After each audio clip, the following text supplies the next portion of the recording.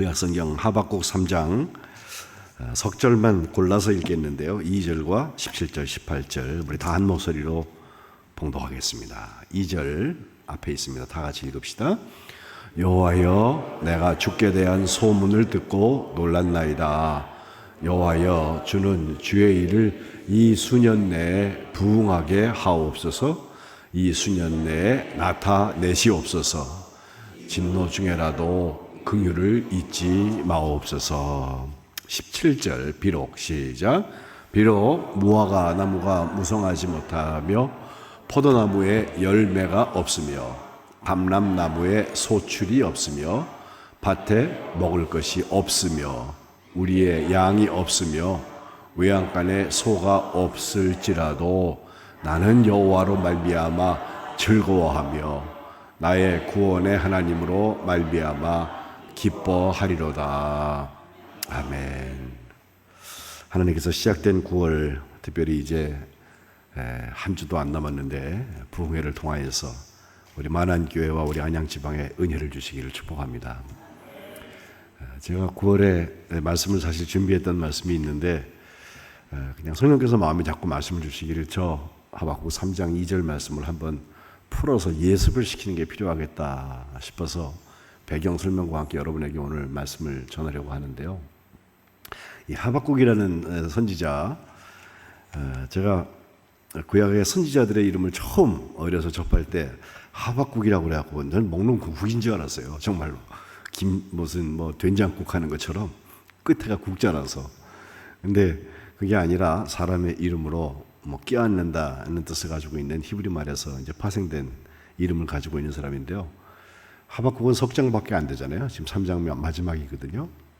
그 중에 무슨 시대 배경이나 그의 아버지의 이름이 나오거나 해서 그에 대해서 자세히 설명하고 있는 부분이 없어서 언제, 어느 왕 때, 어떻게 했다 이렇게 딱 찝어서 얘기하지 않고 몇 가지 설로 그 이스라엘 배경을 이야기를 합니다.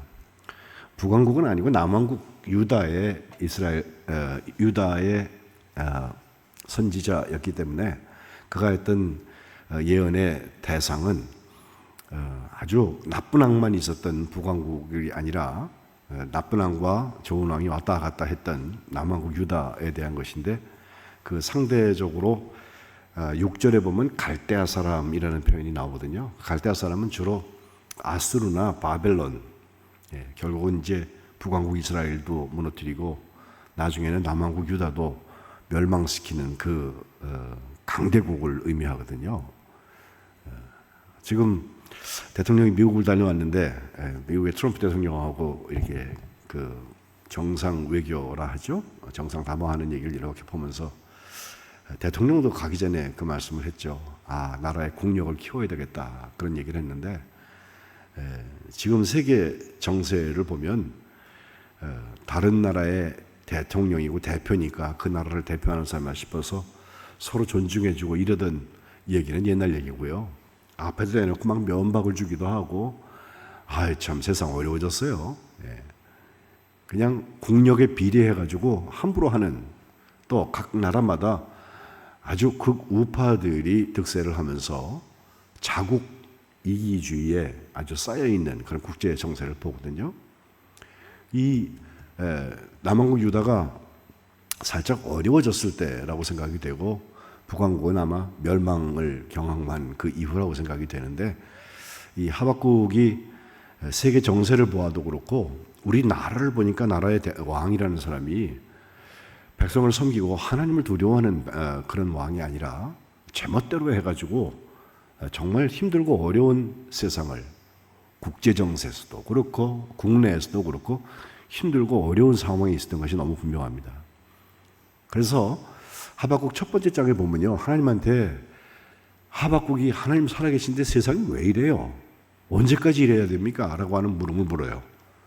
먼저 호소가 2절에 보니까요, 내가 부르짖어도 주님께서 도대체 듣지 않으시네요 하면서 어느 때까지입니까 도대체? 언제까지 이렇게 돼야 됩니까? 극악한 무리들의 그 포악한 일로 인하여서 외쳐도 주님께서 구원하지 않으시네요. 이 현실이 참 어렵다는 거죠. 경제가 어렵다, 또 이 나라의 정의에 대해서 뭐 어떤 사람들은 지금 정의가 이루어진다고 생각하는 사람도 있고 기대하는 사람들도 있고 우리는 기도하지만 또 어떤 사람들에게는요 뭐 윤 어게인 이런 거 얘기하는 사람들한테는 지금 얼마나 마음이 불편할까. 예? 우리 대통령으로 알고 있던 사람은 지금 다 감옥에 들어가서 조사받고 있고, 예? 이런 힘든 상황에서 그들의 입장에서는 세상을 다 잃은 것 같고 도대체 하나님은 도대체 어디 계신 거야? 언제까지 이렇게 우리가 지내야 되는 거야? 라고 하는 억하 심정들이 드러날 수가 있는데 13절로 가보면요 주님께서는 눈이 정결하시기 때문에 악을 참아보지 아니하시고 폐역을 참아보지 않으시는 분이 분명한데 왜? 어찌하여 거짓된 자들을 방관하십니까? 놔두십니까? 악인이 자기보다 의로운 사람들을 막 삼키고 있는데 하나님 왜 아무 말씀도 안 하세요? 이 어찌하여라는 말이 1장의 3절에도 또 14절에도 3번이나 나와요.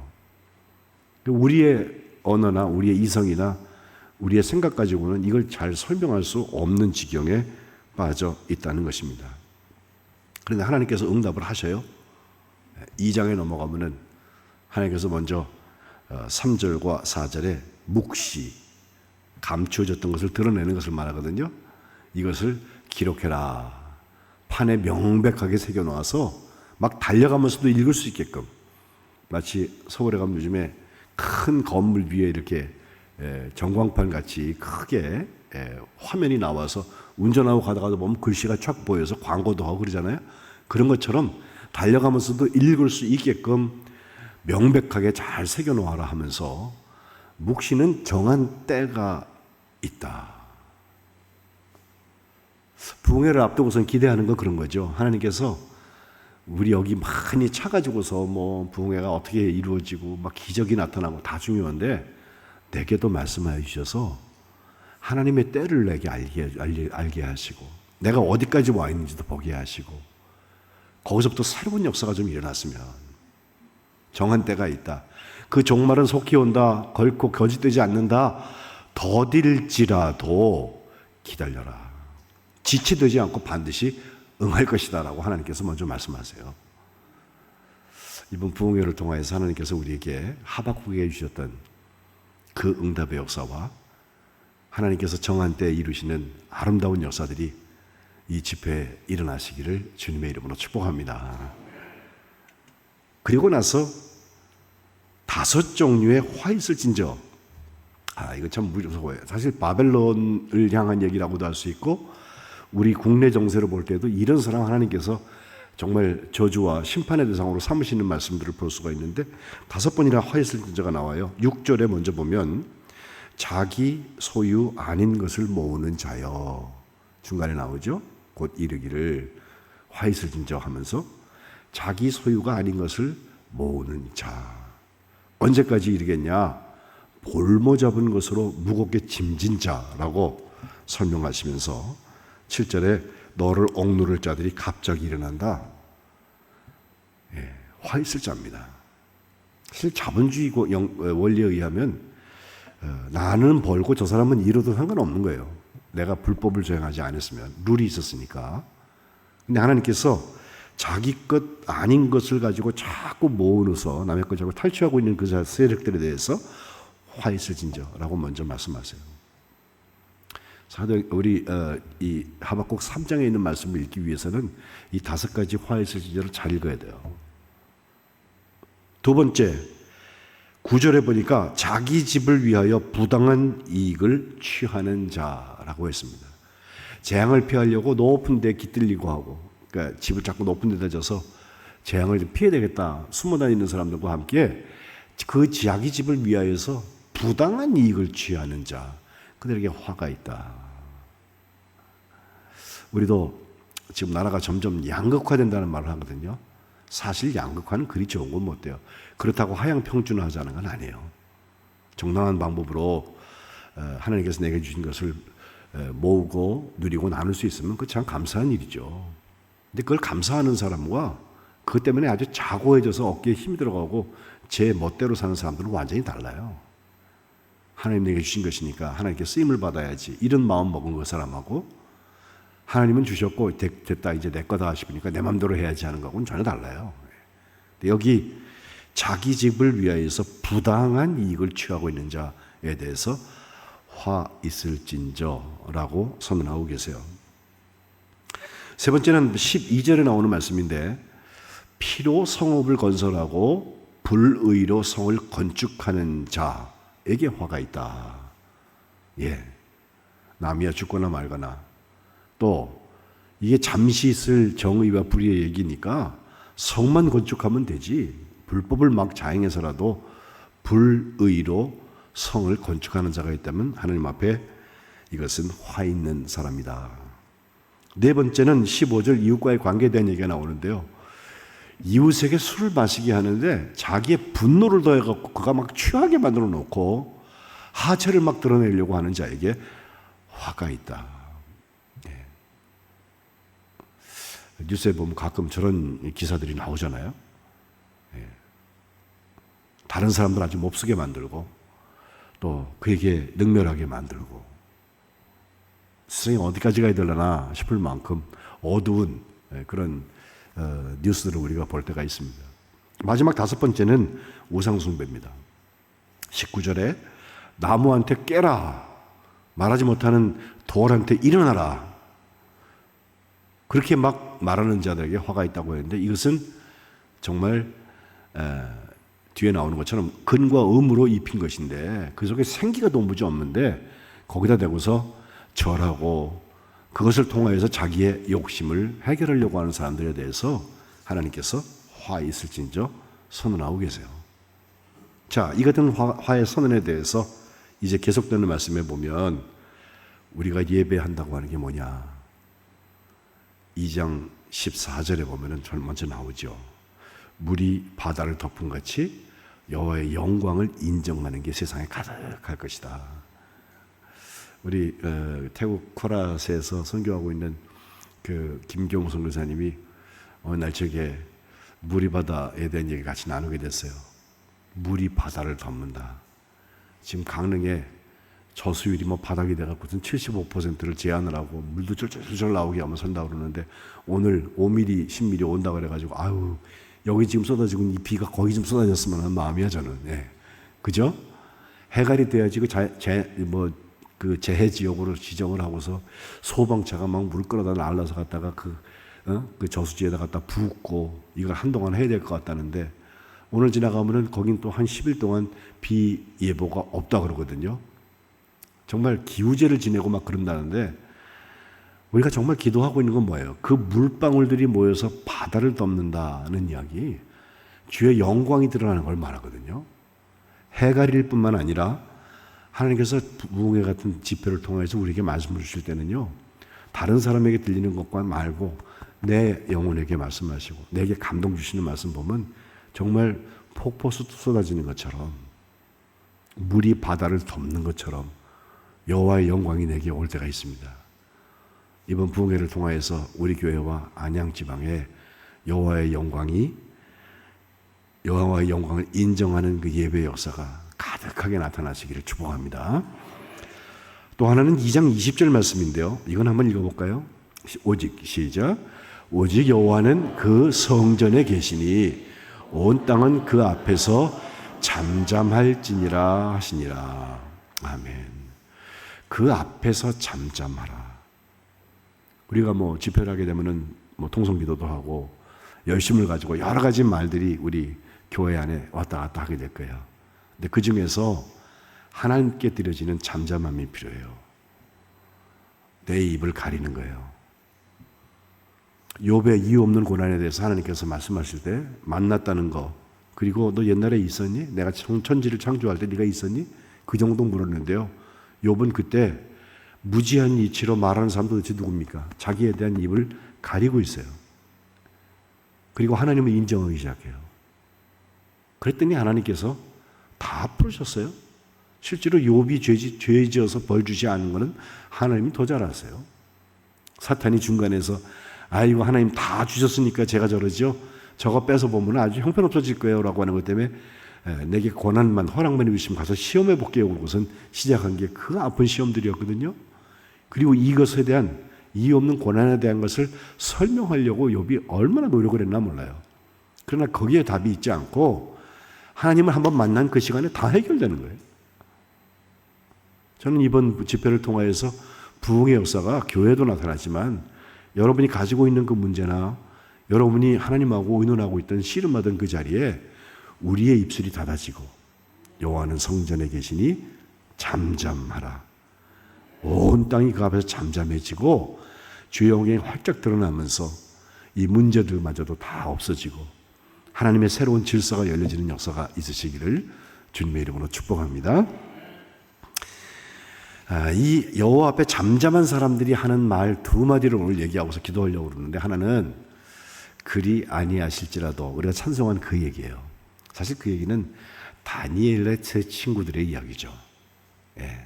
느부갓네살 앞에 사드락, 메삭, 아벳느고 이 세 사람이 왕의 조서가 발표가 됐는데 우상 숭배하라는 거 아니에요.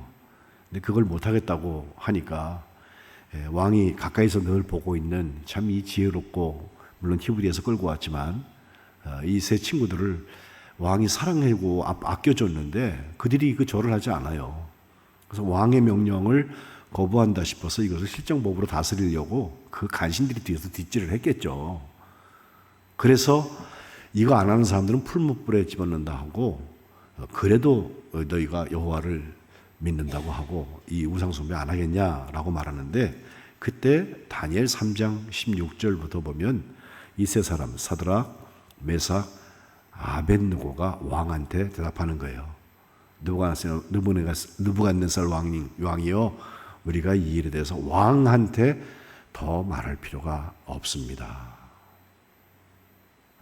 11절에 보니까 왕이요, 우리가 섬기는 하나님이 계시다면 우리를 풀무불이 맹렬히 타는 그 가운데 우리를 집어넣는다 할지라도 우리 거기서 능히 건져내실 분이십니다. 그리고 왕의 손에서도 우리를 건져내실 것입니다. 이거 참 하기 어려운 말이에요. 날 처형하라는 거예요.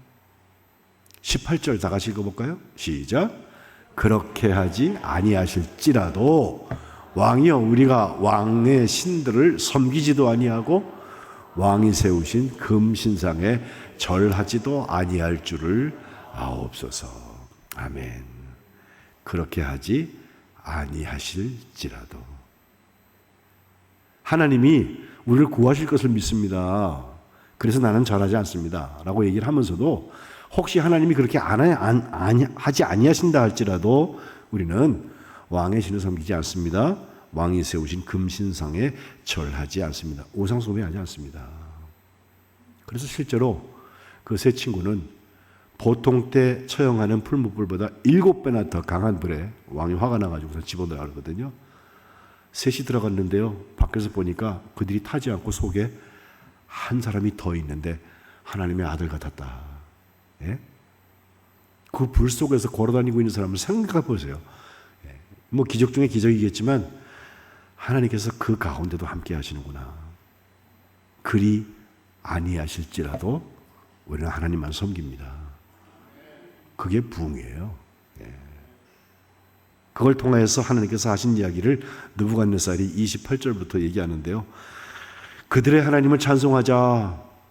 그가 그의 천사를 보내셔서, 네 번째 사람, 자기를 의뢰하고 그들의 몸을 바쳐서 왕의 명령을 오히려 거역하고 그 하나님밖에 다른 신을 섬기지 않고 그에게 절하지 아니한 그 종들을 구원하셨다고 찬송하자고 하면서 다시 조서를 내리게 되는데, 29절에 각 백성, 각 나라의 각 언어를 말하는 자가 다 사드락, 메삭, 아벳느고의 하나님께 경솔히 말하면 안 된다. 그러면 그냥 쪼개버린다.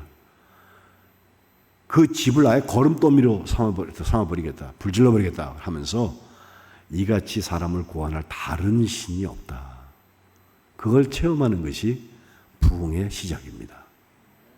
오늘 새벽에 여러분 기도하시면서요, 9월 달에 그리 아니하실지라도, 이건 왕한테 했던 이야기지만, 하나님, 세상이 나랑 짝해서 내 귀를 뺏어가는 이야기들 그렇게 되지 않는다 할지라도 나는 하나님의 아들이고 하나님의 딸입니다. 이 권세가 회복되시기를 주님의 이름으로 축복합니다.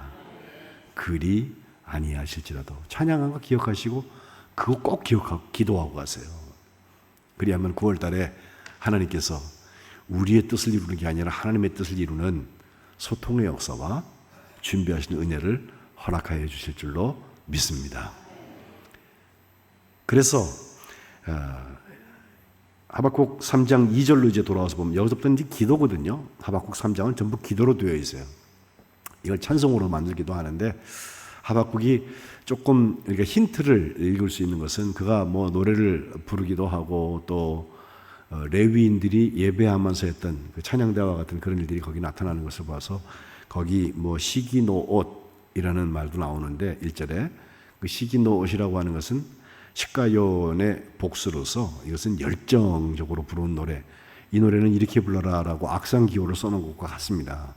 또 중간에 셀라 나오잖아요. 셀라는 시편에서 나오는 찬양의 어떤 그 추임새와 같이 우리가 읽기 쉬운데 그것도 어떻게 악상기호로 우리가 생각하면 좋습니다.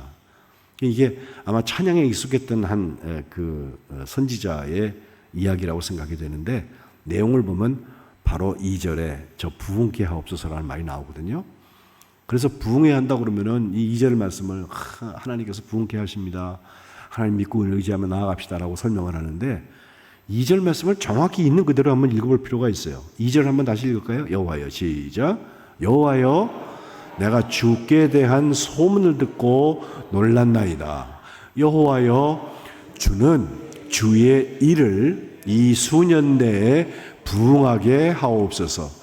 이 수년 내에 나타내시옵소서. 진노 중에라도 긍휼을 잊지 마옵소서. 아멘. 여호와여, 여호와여 하면서 하나님께 얘기하잖아요. 먼저 주께 대한 소문 듣고 내가 지금 놀랐습니다. 언제까지 어찌하여 얘기하던 때는 이미 다 지나갔고요. 성전에서 잠잠하라 그 말씀 들은 다음에 그의 마음에 이 얘기가 생각이 나는 거예요.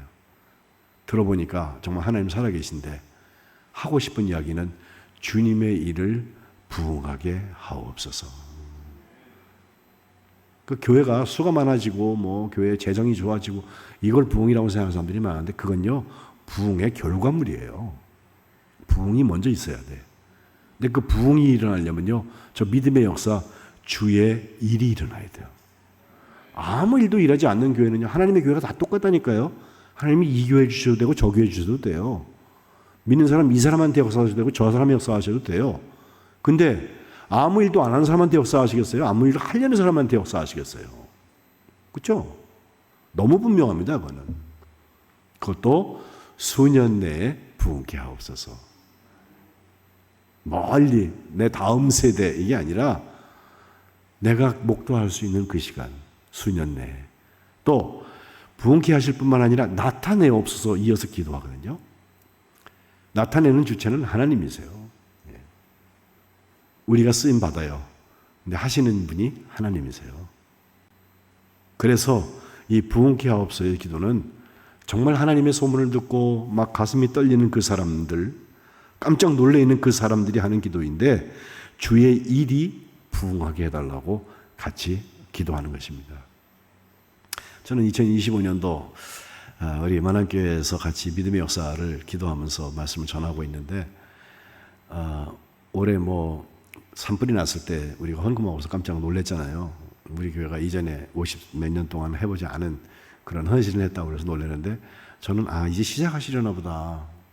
그게 우리가 한 것 같지만 하나님이 주신 거거든요. 예.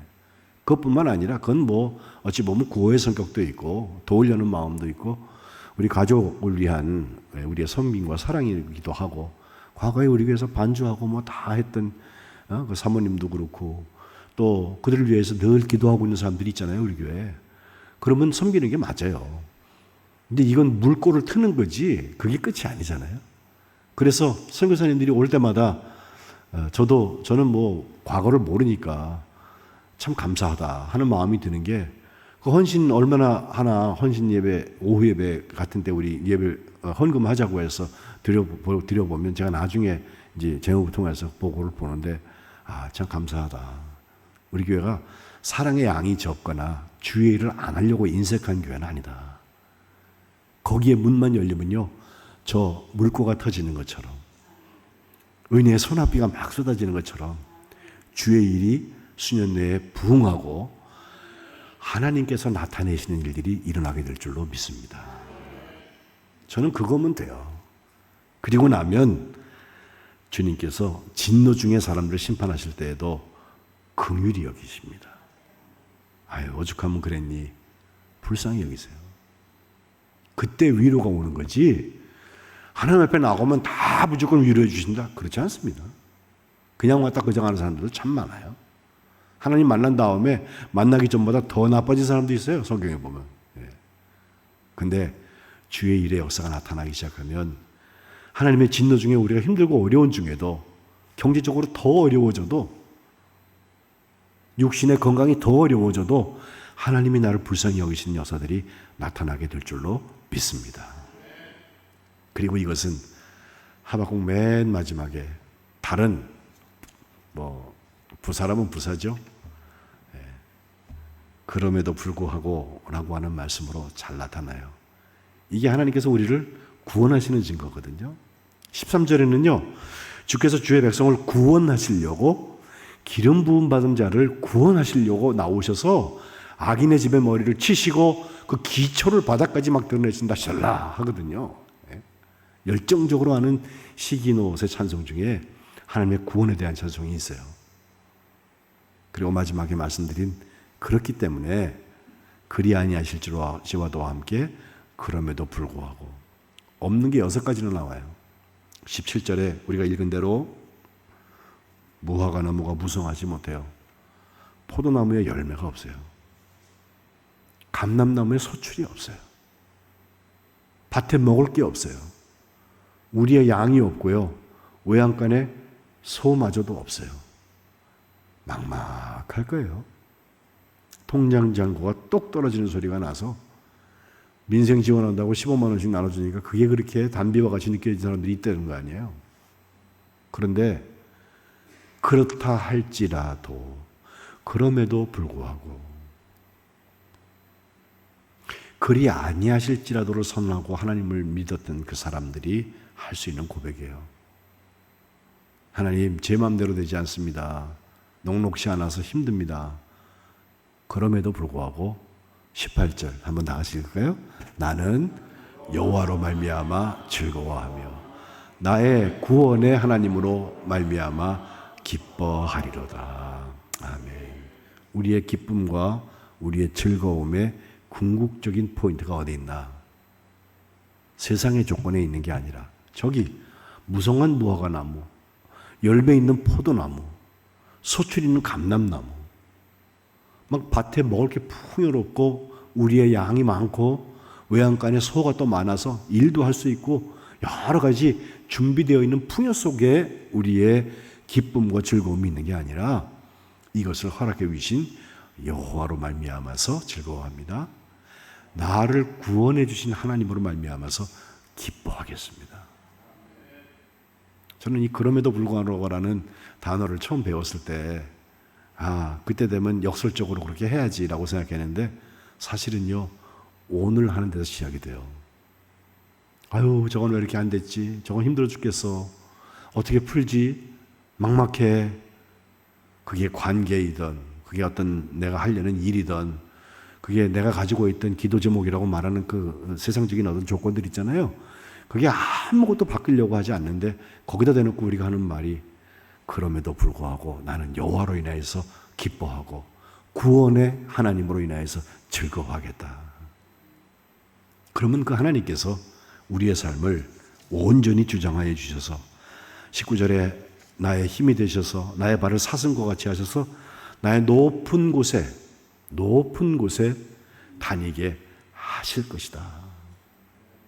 하나님이 올려주시는 삶을 얘기하고 있습니다. 저는 이 그럼에도 불구하고와 같이 들었던 많은 이야기 중에서 유대인들이 노래하는 아니 마민이라고 하는 노래를 기억합니다.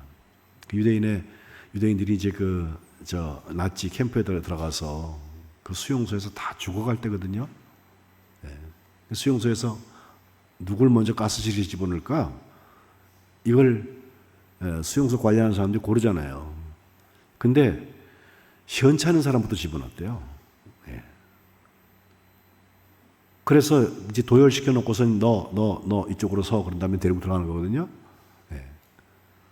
그때 택함 받지 않아야 돼. 아직 쓸모가 있어서 노동도 할 수 있고 이런 사람으로 보여야 되는데 한 정신과 의사가 야 이러다가 우리 죽는구나. 나도 죽겠구나 하는 생각을 하다가 어느 날 작업장에 나가서 일을 하다가 보니까 유리 조각이 하나 떨어져 있더래요. 그때 그 머리를 스쳐가는 게 있어요. 그 유리 조각을 주머니에 숨겨가지고서 다시 캠프에 들어와서 그때부터 시설도 없고 우리 김병훈님 만드시는 비누 같은 거로 이렇게 거품을 하지도 못하는데 유리 조각 가지고선 자기 수염을 막 면도하기 시작해요. 그리고서 나치 독일 군들이 이제 가스실에 집어넣을 사람들을 세우려고 그러면요. 그 앞에 고르려고 그러면 그 앞에 서갖고 눈을 부릅뜨고 유리 조각 가지고 면도한 그 얼굴하고 일하고 있었다는 거 아니에요. 유대인들이 그때 불렀던 노래가 아니마민이라는 것인데 우리는 메시아가 오실 것을 믿는다. 메시아가 오실 것을 안다. 근데 현실은 그렇지 않다. 그렇게 하다가 결국 나치가 패망하고 그 정신과 의사 그 사람이 살아남아요. 그 빅터 프랭클이라는 의사인데요. 살아남아가지고 가서 다시 개업을 하고 그 트라우마를 다 치료한 다음에 그가 쓴 글이 아니마민 해놓고 여호와가 메시아가 오실 것을 우리가 믿는다. 그런데 아직 안 오신다. 언제까지입니까? 왜 그렇게 하셨습니까? 그 노래로 끝나지 아니하고 그렇기 때문에 우리가 뭘 해야 될지에 대해서 유리 조각 가지고 면도했던 자기 얘기를 하고 있어요. 그는 삶의 의미 물음에 대한 그 의미 요법이라는 것을 만들어서 로고테라피라 하는데 정말 정신과 의사들이 사람을 치료하는데 굉장히 중요한 원리 하나를 발견해서 알려줬어요. 그 노래가 바로 아니마민 메시아가 오실 것을 믿는다. 진짜 믿는 사람은 어떻게 해요? 이 수년 내에 여호와의 일이 부흥할 것을 우리가 믿는다. 부흥케 하옵소서라고 기도했다면 주님이 나타내실 것을 믿는다면 그리 아니하실지라도 그리고 그럼에도 불구하고 난 여호와로 말미암아 기뻐하고 나의 구원의 하나님을 찬양하고 또 즐거워하는 역사가 있어야 할 것입니다. 이제 이번 집회를 통하여서 하나님께서 어떤 말씀 주실지 저는 몰라요. 제목만 받아놓고 기도하고 있어요. 그런데 분명히 우리 교회에 필요한 말씀은 주실 거예요. 또 같이 온 우리 안양 지방의 다른 교회에도 하나님께서 은혜를 주실 거예요. 저 비가 막 쏟아지는 것처럼 은혜의 폭포수와 물들이 열려져서 정말 그리 아니하실지라도 그럼에도 불구하고 준비되어 있는 이 하박국의 노래 속에 고백 속에 성전에서 잠잠하라 하고 하나님께서 하시는 말씀들이 이루어지시기를 주님의 이름으로 축복합니다. 하나님 아버지, 하박국과 함께 우리가 하나님 앞에 늘 기도해 왔습니다. 어느 때까지 이렇게 해야 합니까? 하나님, 어찌하여서 그렇게 하셨습니까? 를 묻기도 하는데 이와 같은 탄원과 호소에 그치게 두지 아니하시고 하나님께서 그를 만나셔서 오직 의인은 믿음으로 말미암아 살리라 말씀하시고 믿음의 역사를 이루는 문들을 열어주신 것을 감사드립니다. 저희들이 주님 앞에 서서 여호와의 영광을 인정하게 하시고 성전에서 주를 만나 여호와 앞에 우리의 입술을 닫는 역사가 있게 하여 주옵소서. 저희들의 삶의 조건들이 녹록지 않고 눌러올 때에도 하나님, 세상이 우리의 귀를 뺏고 마음을 뺏으려는 말을 할 때에도 그렇게 하지 아니하는 하나님 앞에서도 우리는 세상과 착하지 아니하고 하나님을 믿고 하나님 붙들고 나아가겠다고 담대히 선언하는 고백들이 우리 만한교회의 고백이 되게 하여 주옵소서. 여호와여, 주는 주의 일을 이 수년 내에 부흥하게 하여 주옵소서.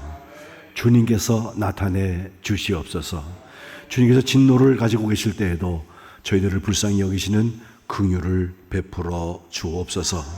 주의 백성을 구원하시고 주님의 인도하시는 역사가 나타나서 그럼에도 불구하고 하나님을 기뻐하고 즐거워했던 하박국의 노래가 우리 만한교회의 노래가 되게 하여 주옵소서. 이 아침에도 주님께 간절히 나와서 기도하는 기도의 제목들이 있습니다. 귀한 예물을 드리며 하나님의 도우심을 구합니다. 하나님 도우셔서 이 기도의 자리가 하나님 앞에 구분된 기도의 자리 되게 하시고, 이 한 달이 하나님의 풍요가 열려지는, 가을이 열려지는 축복된 하나님의 한 달 되게 하여 주시옵소서. 특별히 주님의 도우심을 구하며 눈물로 기도하는 하나님의 자녀들을 기억하여 주셔서 영으로나 육으로나 눌리지 않게 하시고, 주님의 구원과 치유와 회복하게 하시는 역사가 이 9월달에 체험되어질 수 있도록 축복하여 주시옵소서. 우리 주 예수 그리스도의 이름으로 간절히 기도합니다. 아멘.